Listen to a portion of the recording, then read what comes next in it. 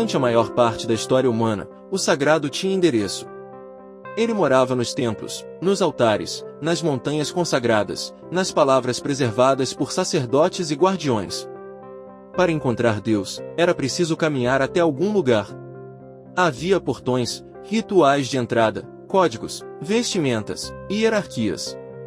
O invisível possuía representantes visíveis. O ser humano aprendia desde cedo que o divino estava acima, distante, observando.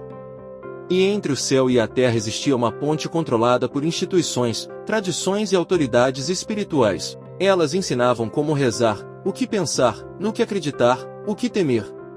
Ofereciam conforto, pertencimento e sentido. E por séculos, isso foi suficiente. Mas a história nunca fica parada. Lentamente, quase de maneira imperceptível, começou a surgir um ruído diferente no coração das pessoas. Um desconforto difícil de explicar. Muitos continuavam frequentando templos, repetindo orações, participando de cerimônias, mas algo havia mudado por dentro. Era como se uma pergunta silenciosa ecoasse após cada ritual: é só isso? A resposta não vinha. Então alguns começaram a procurar em outros lugares, leram livros de culturas distantes, ouviram relatos de místicos esquecidos, descobriram tradições antigas que falavam de experiência direta com o sagrado. Encontraram ideias que diziam que o divino não precisava de intermediários. Que talvez a presença que buscavam sempre estivesse ali, respirando junto. E essa descoberta foi poderosa demais para ser ignorada. No início eram poucos. Pessoas vistas como excêntricas, alternativas, sonhadoras. Misturavam práticas, falavam de energia, meditavam, observavam a lua, buscavam significado nos sonhos. Eram criticadas por não seguirem uma única trilha, por criarem um caminho próprio. Mas, sem perceber, estavam inaugurando algo muito maior do que imaginavam. Um novo tipo de espiritualidade estava nascendo. Ela não vinha com bandeiras.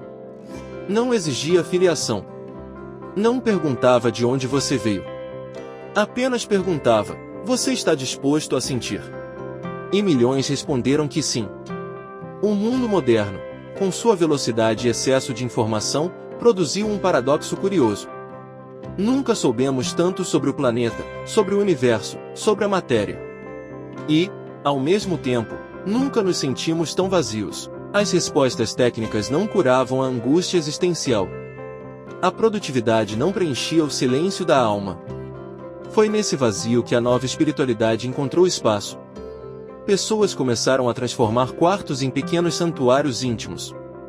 Acendiam velas, respiravam fundo, fechavam os olhos. Algumas repetiam mantras aprendidos na internet. Outras simplesmente permaneciam em silêncio. Não buscavam um espetáculo. Buscavam presença. E algo acontecia. Relatos se multiplicavam. Sensações de unidade. Intuições profundas. Sincronicidades. Uma percepção de que a vida possuía camadas invisíveis que não cabiam em explicações puramente racionais. Muitos descreviam o sentimento de voltar para casa sem sair do lugar. Era simples. Era íntimo. Era revolucionário. Porque quando alguém descobre que pode tocar o sagrado por conta própria, o monopólio do divino se dissolve. Não significa o fim das tradições, mas o fim da dependência absoluta delas. A autoridade começa a se deslocar para dentro. O altar se torna o coração. O templo passa a ser a consciência. Isso assusta. Claro que assusta. Toda mudança profunda na história da espiritualidade trouxe tensão. Foi assim com os profetas, com os místicos, com os visionários.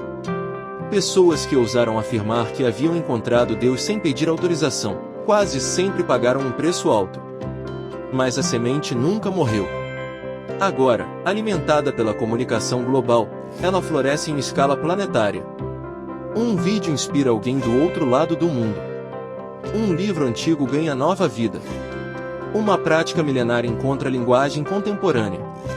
O conhecimento que antes era secreto torna-se acessível. E o buscador moderno monta seu próprio mosaico espiritual. Ele aprende com monges e cientistas. Escuta tradições indígenas e filósofos. Observa o céu, estuda símbolos, experimenta estados de consciência. Não quer escolher um lado. Quer compreender o todo. Para muitos, isso é confuso. Para outros, é libertador. A espiritualidade deixa de ser uma identidade fixa e passa a ser uma jornada viva, mutável, profunda, pessoal. O erro de ontem era acreditar sem questionar. O risco de hoje é questionar sem profundidade. Por isso, quem realmente mergulha percebe que esse caminho exige responsabilidade. Autoconhecimento dói. Encarar a própria sombra é difícil. Silenciar a mente em um mundo barulhento é um desafio heróico.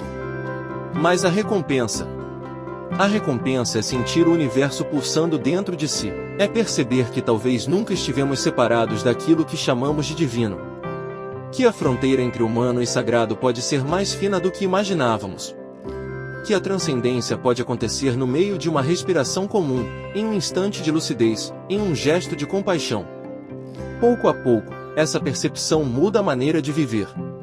As pessoas se tornam mais atentas, mais presentes, menos presas ao medo. Não porque alguém mandou, mas porque experimentar a conexão transforma naturalmente. É uma revolução silenciosa. Sem exércitos. Sem decretos.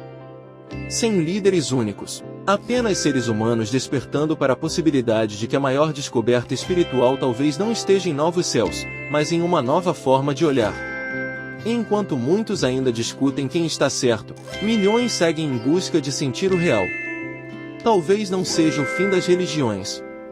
Talvez seja o início de uma humanidade que finalmente entendeu que o sagrado não quer ser apenas acreditado. Ele quer ser vivido.